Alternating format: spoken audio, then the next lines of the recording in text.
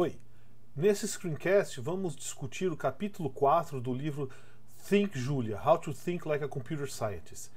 O título desse capítulo, né, é Case Study, Interface Design, estudo de caso, projeto de interface. A gente vai discutir um pouco, usando uma situação gráficos, fazer desenhos, tá? Como desenvolver funções, na verdade projetar funções que trabalham junto. Antes de começar, a gente precisa instalar algumas coisas aqui, um pacote aqui que é o pacote do livro aqui, tá? Então, se você entrar no terminal do Julia, certo? Digita o fechar colchetes, que é esse caractere aqui, né? Digita esse caractere, você vai entrar no modo do terminal, que é o gerenciador de pacotes, né? E aí você vai aqui no livro e copia essa linha, copia essa linha e manda instalar. Eu já tinha instalado aqui, mas só para mostrar para vocês. A gente não vai estar usando aqui o terminal do Julia, né? A gente vai usar o notebook Jupyter, tá? Quem quiser, veja os vídeos que eu fiz sobre instalação, que ele trata um pouquinho sobre isso. Aqui no Linux é só digitar Jupyter Notebook. No Windows vai ter um menuzinho lá, eventualmente, certo? Eu já tenho um notebook preparado com essas coisas aqui. Vamos separar aqui só para a gente poder manter paralelo o livro e o notebook. Bom, tem uns links aqui, né, do livro, certo? Onde está esse notebook, para quem não quiser ficar digitando, quiser brincar um pouco, né, os vídeos de instalação e o pacote Luxor, tá? Que é um pacote que implementa essa parte de gráficos, né? O que é um pacote? Tá? O pacote é uma funcionalidade extra, adicional, que você pode usar ou não usar, né? Aí vai. Então, por exemplo, se você tem uma coisa que você faz muito, você pode criar um pacote, registrar esse pacote em algum lugar ou só ficar na tua máquina, né? Em particular, esse pacote aqui está do Think Julia, que é o que a gente está usando aqui, né? Ele é um repositório no GitHub. Mais para frente eu vou falar um pouco sobre repositório e controle de versão, que é uma coisa muito interessante e integral ao uso do Julia, né? Tartaruga, né? Ou tartarugas, tá? Porra, que merda é essa? Bom, a ideia é a seguinte, só um pouco de história, né? Até os anos 80, quem for mais velho e talvez se lembre disso aqui, até os anos 80, para crianças jovens, coisa assim, e iniciantes na computação, né, se recomendava uma linguagem que se chamava Logo, né? Diziam que era uma linguagem fácil de aprender, bem amigável, né? Eu nunca fiz, nunca me interessei, certo? Eu já fui no Basic mesmo. Eu acho que o Logo teria sido melhor que o Basic, mas não me arrependo nada. E uma das coisas que essa linguagem Logo tinha era uma biblioteca gráfica para fazer desenhos no computador, né? E se chamava Turtle Graphics, ou seja, desenhos ou gráficos de tartaruga, tá? Basicamente você tem uma tartaruga e ela vai desenhando, segura uma caneta e de acordo com o movimento que ela faz, né, você já põe a caneta no papel, tira do papel, né, vira para a esquerda, vai para frente, né? Esse tipo de funcionalidade você conseguia fazer coisas bem complexas, até umas coisas bem bonitas, né? Se vocês procurarem aí na internet vão ver bastante coisa. E aí o pessoal implementou essa funcionalidade básica aqui no Julia. Então, para começar esse notebook, né, vamos primeiro carregar essa biblioteca Think Julia, que vai carregar esse Turtle Graphics. Vocês veem que demora um pouquinho aqui a primeira vez, né? Eu não sei por que toda vez isso tem que pré-compilar. A maioria dos pacotes pré-compilou uma primeira vez, mas é só a primeira vez que você usa, então assim, daqui para frente vai ficar rápido. Vocês podem ver na próxima linha que eu estou criando uma variável que é essa tartaruguinha. Isso aqui é um caractere Unicode. Tipo emoticon é um caractere, né? Então, por exemplo, se você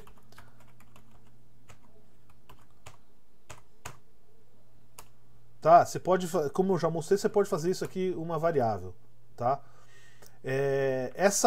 A tartaruguinha, né, se vocês estiverem trabalhando no terminal, tá, vocês vão ter que instalar as fontes corretas. Eu não faço a menor ideia, né? E também acho isso aqui meio frescura, é meio para ficar bonitinho aqui. Faz sentido em algumas coisas, subíndices, letras gregas, alguma coisa assim, mas para essas coisas aqui é mais curiosidade, né? Se não tiver o caractere certo, põe simplesmente uma variável tipo t, x, qualquer coisa assim. O que ele vai fazer, essa linha aqui, o que ele vai fazer é o seguinte, ele vai criar o objeto tartaruga, tá? Que é o que vai fazer o desenho, né? Agora a gente tem o que eles chamam de uma macro, certo? A macro nada mais é do que um programa que escreve programas. Em C a gente tem a macro, né? Que é bem mais simples e um pouco diferente. É simplesmente substituição textual. É aqueles defines, para quem sabe programar em C. É substituição textual, é perigoso, não é muito vantajoso. Tem situação que é muito útil, mas não é a oitava maravilha do mundo, né? Para o pessoal que vem do Excel, existem as macros do Excel, que são o quê? Simplesmente ele grava um conjunto de operações e aí você pode refazer essas operações. Aqui é um pouco mais parecido com isso. Na verdade, essas macros, o que elas fazem? Elas entendem a sintaxe do Julia, certo? A macro básica nada mais é do que um programa que escreve programas. Para o usuário iniciante, você não vai escrever macros, certo? Você não vai desenvolver uma macro. O que você vai fazer é usar uma macro. Em algumas situações ela torna o código bem mais legível e bem mais curto. Sempre que você tem que fazer um monte de coisa, escrever um monte de inicialização e apagar a coisa, não sei o que, você faz uma macro e resolve bem essa coisa. Então no caso aqui tem essa macro SVG que vai gerar uma figura, tá? SVG, certo? Que é um formato vetorial aí da web, né? E aqui a gente está usando, então a gente coloca SVG begin e aí coloca todos os comandos do Turtle Graphics, certo? Esse comando forward, né? Ele diz o seguinte, olha, vai em frente. E você dá teu objeto da tartaruga e a distância. Aqui eu acho que é em pixels, não sei. Tá? Mas não interessa porque isso aqui é relativo sempre. Tá? Então se eu fizer isso aqui, o interessante é que no Notebook Julia ele já vai colocar esses gráficos aqui dentro. Certo? Então aqui, ó, ele foi lá, andou 100 unidades, né? Se eu quiser fazer mais coisas, tá? Aqui, por exemplo, eu estou usando t. Não interessa o valor da variável, certo? O que interessa é que você vai ter um objeto turtle e que você vai mandar para essas funções forward, turn, aqui no caso aqui. Então o que eu faço? Olha, primeiro, avance 100 unidades. Vire menos 90 graus, que é virar à esquerda. E avance mais 100. Tá aqui, ó. Então avance 100 unidades, vire à esquerda e avance mais 100. Se eu colocasse aqui, por exemplo, turn 90, ele faria isso. Por outro lado, se eu colocar aqui menos, ele já faria um negócio desse tipo aqui, tá? Então esses são os elementos básicos do Turtle Graphics. E se eu quiser agora fazer um quadrado, né? Simples, tá? Aqui esse aqui é o exercício 4.1. Esse exercício aqui no meio eu vou fazer ao vivo aqui porque eles são úteis para mais para frente, tá? Então você vai para frente, vira à esquerda, anda a mesma distância, vira à esquerda, anda a mesma distância, vira à esquerda, tá? E finalmente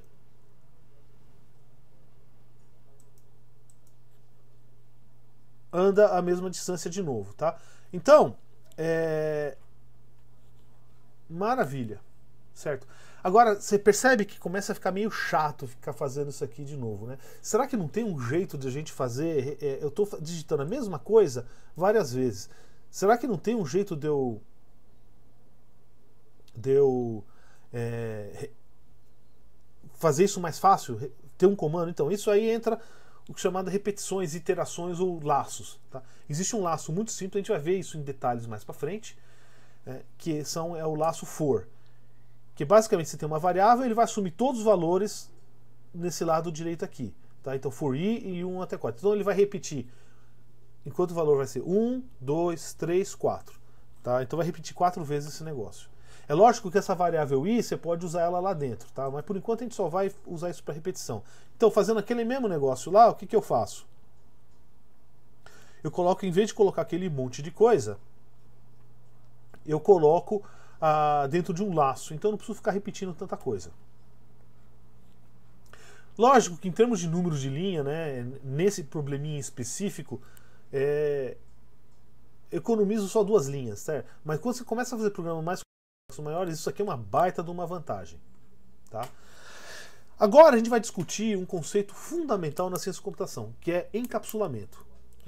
Repare que o que a gente fez agora para desenhar um quadrado, a gente usou aquelas funções mais básicas, forward e turn, e usou um laço aqui. Tá?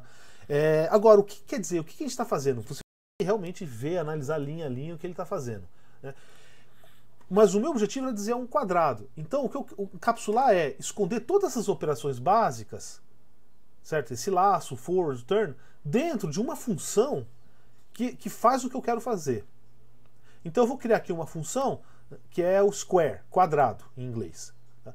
Que ele executa aquelas linhas, né? For i até 1 até 4, forward 100 e turn menos 90, certo? Qual que é a vantagem disso aí? Primeira vantagem é, se eu quiser desenhar mais de um quadrado, não preciso ficar copiando e colando todos aqueles comandos lá. Simplesmente eu chamo essa função square. A outra coisa é que fica mais legível, né? Ou seja, então vamos pegar esse código aqui, ó. Pega aquele código original. Tá, o que eu estou fazendo? Eu não sei, né? É lógico, se você analisar, olha, estou indo para frente, ando 100, viro à esquerda, você vai deduzir que você está fazendo um quadrado. Mas aqui você está dizendo que você está fazendo um quadrado. E você esconde toda essa operação por trás disso. E o interessante aqui é o seguinte, por exemplo, se você... não quero mais usar esse Turtle Graphics, vou usar outra coisa. A função continua valendo, tá? Então você está encapsulando, você está isolando do mundo os detalhes de implementação. Então esse square aqui, ele aceita um argumento, tá? Que é esse t aqui, e aí vai. Quando a gente chama a função, tá? Não precisa ser t, pode ser qualquer coisa. Então aqui, por exemplo, você vê que o argumento aqui ele é t, da função. Mas quando eu chamo ela, eu estou chamando com a tartaruga. Mas também posso chamar com um camelo. Tá? Não faz diferença nenhuma. O que ele vai fazer é o seguinte, ele vai pegar essa variável aqui, esse objeto, e vai dar o nome dele, isso aqui é uma questão, é só mudar o nome, de t. Tá? Então isso aqui chamada de função é uma coisa essencial vocês entenderem isso. Certo? Os argumentos, quando dentro da função, ele não sabe o que tem lá fora, o que ele tem é o que ele recebeu. Essa função aí, a gente pode generalizar ela um pouco, né? Por que eu vou... E se eu quiser fazer um quadrado de um tamanho diferente? Então eu vou colocar um segundo parâmetro, len, de length em inglês, comprimento, que especifica o lado do meu quadrado. Então eu vou fazer a mesma coisa, só que agora o lado é uma coisa que eu tenho que fornecer para a função. Então, vamos ver aqui, ó, vou fazer um quadrado de lado 200. Tá? Aqui é lógico que ele não cabe aqui dentro, mas são detalhes. Eu posso fazer um quadrado de lado 50, certo? Né? Lado 10. Certo? E também posso fazer um lado 1000, que a gente nem consegue, nem cabe aqui direito no monitor. Na área de trabalho, tá? Então, ou seja, eu tinha uma função simplesinha que agora ela consegue fazer muito mais. Desenhar quadrados, tá? Poderia generalizar? Posso. Então, por exemplo, e se eu quiser fazer um quadrado que tem um certo ângulo, né? Dá para fazer isso também, tá? Mas eu vou generalizar de outro jeito, né? Quadrado é um polígono regular, certo? Então, é um polígono que tem 4 lados. Eu posso fazer aqui um polígono de n lados. Então essa função aqui você fornece o teu objeto, tartaruga, turtle, o número de lados e o comprimento de cada lado. Então se eu quiser fazer aqui um polígono de 7 lados, por aí vai. Então eu posso fazer também um polígono de 10 lados. Tá? Mas repare uma coisa, se eu começar a aumentar esse número de lados, você vê que ele começa a aparecer uma circunferência. Certo? Então, o que vai acontecer aqui? Com essa função polígono, eu posso tentar desenhar uma circunferência. Só dar um número de lados grandes e acabou. Então, aí é o que eu fiz aqui. Né? Eu criei uma função círculo que recebe o quê? Um objeto, tartaruga e o raio. Calculo a circunferência, divido ela em 50 partes, tá? E aí eu chamo aquela função polígono que a gente fez antes, né? E é lógico que aqui assim o comprimento vai ser menorzinho, tá? Ou seja, a partir daquela funçãozinha do quadrado eu generalizei para o polígono e agora estou usando o polígono para fazer uma circunferência. Então se eu pegar um raio 100, tá aqui minha circunferência, bonitinho. E se eu pegar um raio 400 aqui, por exemplo, vocês vão perceber aqui, ó, que já dá para ver o polígono aqui do negócio. Não é mais uma circunferência, né? Então eu vou tentar mudar isso de algum jeito. O que eu vou fazer é o seguinte: vamos tentar fazer essa circunferência, né, o número de lados aumentar com o tamanho da circunferência. Porque para que quando você fique um círculo muito grande ele continue parecendo um círculo, certo? E se ele for pequenininho? Não, paciência, entendeu? Ele vai parecer um triângulo. No caso aqui, ó, se ele for muito pequeno, ele vai parecer um triângulo. Mas um triângulo, quando ele é pequenininho, né, é um triângulo, tá certo? Parece é indistinguível de um círculo. Então só a gente pode testar isso aqui, ó. Então, por exemplo, agora se eu fizer com 500, ó, você vê que ele fica redondinho, bonitinho. Mesmo com 5.000, né? Que se a gente fizesse aqui com 5.000, só pra gente ver aqui, vamos ver, 4.000, só pra... Tá aqui, ó. Então você tem as retas aqui. Dá pra ver as retas aqui, né? Aqui, ó. Tá, não, na verdade não dá pra ver porque aqui dá pra, é porque eu tô usando a nova definição. Se eu colocar 5.000, tá aqui, ó. Então, o que é péssimo, certo? Agora, com essa função aqui, eu vou redefinir a função usando esse critério aqui, ele vai sempre parecer uma circunferência. Tá aí. Tá? Ou seja, ele é uma função muito parecida com ela, só que ela adapta para o tamanho.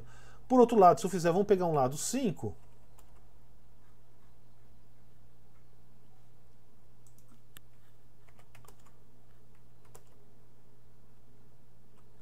Se eu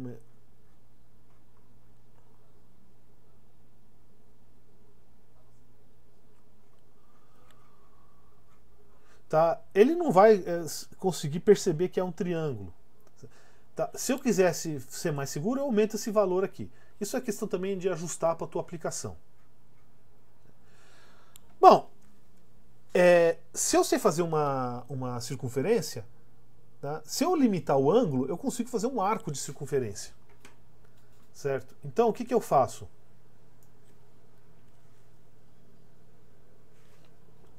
Por que eu estou fazendo isso? Eu estou fazendo o que a gente chama de refatoração. Então eu estou pegando esse código aqui e vou tentar generalizar ele mais ainda. Tá? Então eu vou fazer uma função para fazer um arco. Certo? Mas repara o seguinte. Essa comanda aqui é simplesmente dizer o seguinte, olha, avance uma certa quantidade n vezes e vai girando um ângulo fixo. Tá? Então eu posso isolar isso num comando só, tá? Que é o polyline, certo? Que vai fazer essa operação. Né? Um polígono, nesse contexto, é o quê? É simplesmente uma chamada desse polyline, só que agora com os valores corretos aí do ângulo, não sei o quê. Então, por enquanto, é um ângulo fixo. Né? Agora eu já dou um certo valor e um número de passos suficientes. O arco é simplesmente um polyline com um número grande de passos. Tá? E uma circunferência, o que é? É um arco de 360 graus. Então eu passei agora, refatorando o meu código, eu consegui, usando poucas coisas, linhas a mais, eu tenho várias funções que podem ser úteis mais para frente. Tá? Então a ideia da refatoração é essa. Quando você for fazer um programa, então é sempre interessante fazer um plano de desenvolvimento. Que é o quê? É o processo de escrever programas. Tá?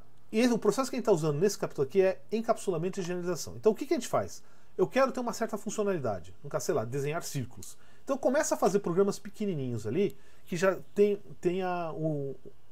o elemento básico do que você está fazendo.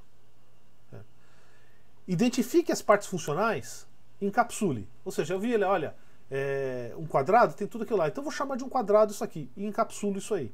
Depois, generaliza. Então eu faço um quadrado de um certo tamanho. Ah, mas se é um quadrado, olha, isso também serve para ser um polígono. Tá? E se for um polígono, dá para fazer uma linha constante. E aí você vai generalizando, encapsulando e repete isso até chegar numa coisa interessante. Enquanto você estiver fazendo isso, procure oportunidades para melhorar o programa através de refatoração. Certo? Será que isso aqui, se eu separar uma parte, der um nome de uma certa funcionalidade, não dá para ser usado por outra coisa? Então, essa questão de generalização e encapsulamento ajuda você a entender o que você está fazendo, certo? E também tornar o código mais legível e com menos erros, certo? E código mais reutilizável. Lembrando que quando você começa a tratar um problema pela primeira vez, você tem uma ideia do que ele é. E na medida que você vai programando ele, você vai entendendo melhor esse programa. Então esse é sempre um processo iterativo. Você vai entender, vai melhorar, e aí você volta e refatora, encapsula de outro jeito, e aí vai melhorando o teu código.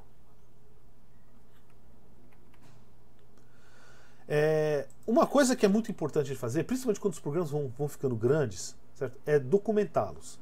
Explicar o que esse teu código faz. Né? Então existe um recurso no Julia que é chamado docstring. Isso também tem em Python. Existem recursos para fazer isso em C++, tipo doxygen, que ele interpreta os comentários de um certo jeito. Então basicamente, se você colocar uma string antes de uma função, essa string vai virar a documentação dela. Tá? Essa string aqui são aspas triplas, são strings de várias linhas. Então na hora que eu faço isso aqui, o que está acontecendo? Ele já coloca no sistema de help do Julia. Então, por exemplo, na hora que eu der buscar o help desse polyline, ele já copia isso aqui. Já aparece essa documentação. E aí nessa documentação você pode pôr